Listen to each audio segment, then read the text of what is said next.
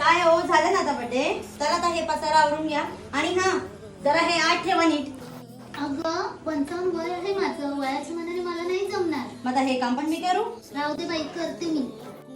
ऐका ना, ते चहा राहू द्या, आधी कचरा टाकून या आणि भांडी घासून घ्या. अगं 2 घोट चहा तरी पिऊ दे. आधी ते कचरा बाहेर ठेवा, माशा येतील. चहा तुम्ही नंतर पियत बसा, मी चालली झोपायला. थांब, मी सगळं ऐकलंय. ज्यांना आई नसते ना त्यांना जाऊन विचार ती फिलिंग काय असते.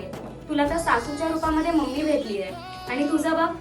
हे मात्र खरं आहे की अपेक्षापेक्षा जास्त आपल्याला काय भेटलं ना त्यांना त्याची कदर नसते. राहू दे मम्मी, तू आत्ताच्या आत्ता माझ्या घरी चल. आधी पोरांचं करायचं, मग सुनांचं करायचं, मग त्यांच्या पोरांचं करायचं.